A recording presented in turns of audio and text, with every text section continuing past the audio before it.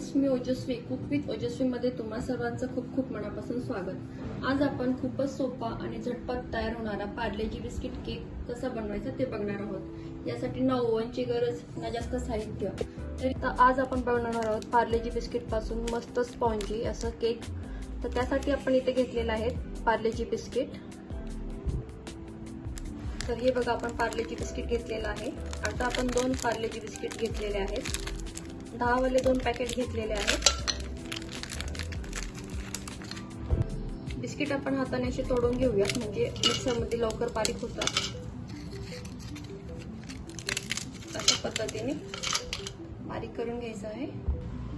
तर इथे बिस्किट आपण क्रश करून घेतलेले आहे। आता याच्यामध्ये आपण घालणार आहोत 3 मोठे चमचे साखर। आता तुम्हाला कसं गोड हवं असेल त्या हिशोबाने तुम्ही इथे साखर कमी जास्त घेऊ शकता। आता आपण मिक्सरमध्ये छान याची पावडर करून घेणार आहोत।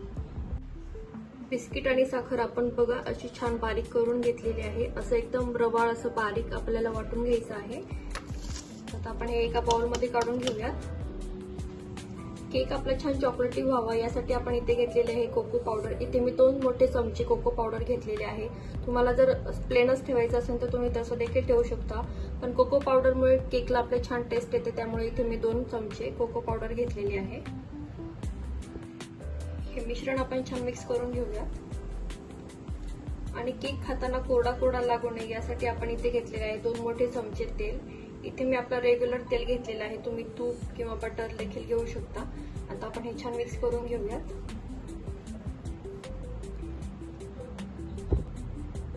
हे सर्व मिश्रण एकत्र करून झाल्यानंतर इथे आपण लागेल तसं दूध घेणार आहोत। सध्या मी इथे 1 वाटी दूध घेतलेलं आहे। आपण आता हे छान व्यवस्थित मिक्स करून घेऊया। तर तुम्ही बघू शकता अशा पद्धतीचं मिश्रण आपल्याला पाहिजे आहे। जास्त घट्टही नाही आणि जास्त पातळही नाही, अगदी मध्यम स्वरूपाचं असं हे बॅटर आपलं बनवून तयार झालेलं पाहिजे। त्याला रंग देखील किती छान आलेला आहे तुम्ही बघू शकता। कोको पावडरमुळे केकला टेस्ट अगदी छान येते, त्यामुळे कोको पावडर नक्की वापरा। आपला बॅटर इथे बनवून तयार झालेला आहे। तर आपण असं टीन घेणार आहोत, त्याला छान बटर पेपर लावून रेडी करून घेऊयात। आज आपण केक कुकरमध्ये बनवणार आहोत। तर कुकरमध्ये मी असं स्टँड ठेवलेलं आहे। यामध्ये तुम्ही मिठाचा थर देखील लावू शकता, पण अशी काही गरज नाहीये। आणि आपण इथे कुकरच्या झाकणाची इथे शिट्टी काढून घेतलेली आहे। 10 मिनिटांसाठी आपण कुकर प्रीहीट होऊन देऊया, तोपर्यंत आपण पुढची तयारी करून घेऊयात। तर आपला केक छान स्पॉन्जी मऊ मऊ लुसलुशीत असं होण्यासाठी इथे आपण बेकिंग पावडर किंवा बेकिंग सोडा न वापरता आज आपण इथे वापरणार आहोत इनो आपण पूर्ण 1 पॅकेट घेणार आहोत। आणि यावरती दूध टाकून हा इनो ऍक्टिव्हेट करून घेऊया आपण।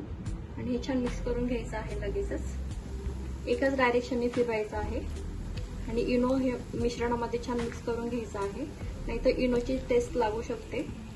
किंवा जर तुम्हाला बेकिंग पावडर बेकिंग सोडा वापरायचा असेल तर तुम्ही ते देखील वापरू शकता। हे बघा, असं लगेचच छान व्यवस्थित फिरून घ्यायचं आहे।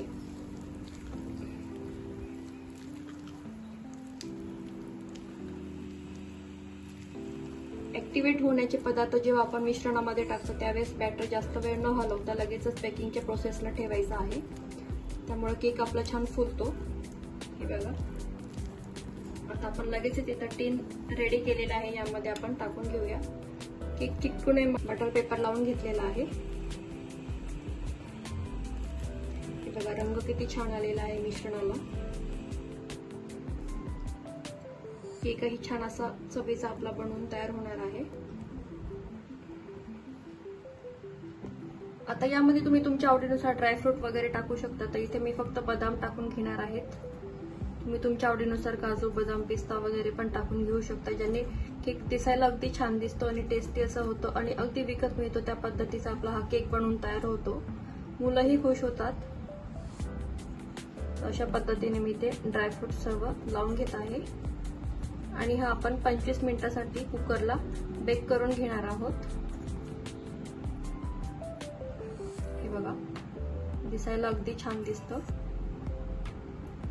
तर आपला इथं बेस बनवून तयार झालेला आहे। तर आपण हे कुकरमध्ये प्रीहीट करण्यासाठी ठेवून देऊया। कुकरमध्ये आपण अशी रिंग ठेवलेली आहे आणि असा हा डब्बा ठेवून आपण हे 25 मिनिटांसाठी बेक करून घेऊया. कुठेही मध्ये झाकण उघडायचं नाही. फक्त 25 मिनिटांनंतर आपण केक छान बेक झाला की चेक करून घेऊया. स्लो गॅसवरतीच आपण हा केक बेक करून घेणार आहोत 25 मिनिटांसाठी. चला तर 25 मिनिट झालेलं आहे. आपण केक बेक झाला का बघूया.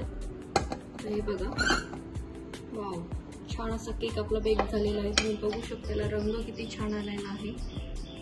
आपण हा चेक करूया. टूथपिक टाकून चेक करते. एकदम क्लीन आलेली आहे. आपला केक छान असा बेक झालेला आहे. आता आपण हा काढून घेऊया. थंड करायचा आहे व्यवस्थित. वा, आपला मस्त सॉफ्ट आणि यम्मी पार्लेजी बिस्किट केक तयार आहे. चला तर आपण आता याला डिमोल्ड करून बघूया. तर साइड्स आपण याच्या पहिले व्यवस्थित कट करून घेऊया. केक कट करण्याच्या आधी हा पूर्णपणे थंड करून घ्यायचा आहे. त्यानंतरच केक आपण छान डिमोल्ड करून घेणार आहोत.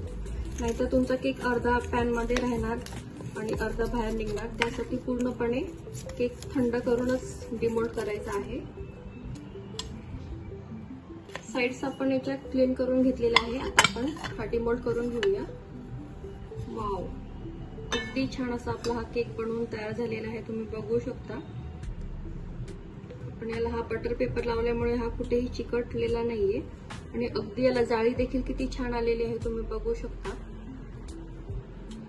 घरच्या घरी अगदी कमी साहित्यामध्ये खूप छान असा केक आपला बनवून तयार होतो.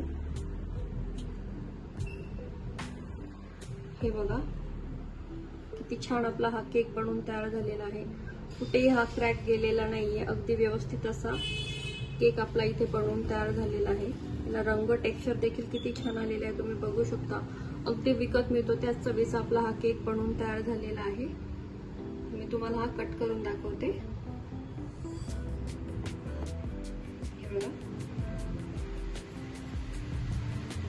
अगदी इझिली हा कट होतोय.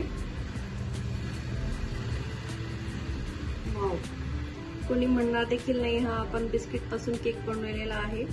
अगदी स्पॉन्जी झालेला आहे. मऊ लुसलुशीत असा हा केक बनवून तयार झालेला आहे. ह्या उन्हाळा विशेष सुट्टीमध्ये आपल्या मुलांना असा छान यम्मी टेस्टी असा केक नक्की बनवून खाऊ घाला. फक्त 10 रुपयांच्या पार्लेजी बिस्किट मधून इतका मस्त आणि सॉफ्ट टेस्टी केक तयार झाला.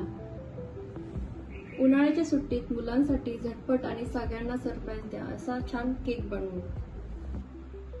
केक कट करून दाखवते तुम्हाला. किती छान असा हा केक आपला इथे बनवून तयार झालेला आहे. बघा, आतमध्ये किती छान हा बेक झालेला आहे.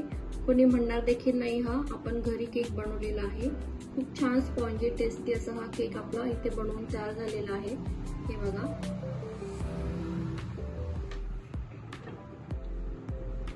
तर ह्या उन्हाळा विशेष रेसिपीज मध्ये हा पार्लेजी बिस्किट केक नक्की ट्राय करून बघा. व्हिडिओ आवडल्यास लाईक, शेअर, सबस्क्राईब करायला विसरू नका. पुन्हा भेटूया अशाच एका छानशा सोप्या रेसिपी सोबत. तोपर्यंत मस्त राहा, आनंदी राहा.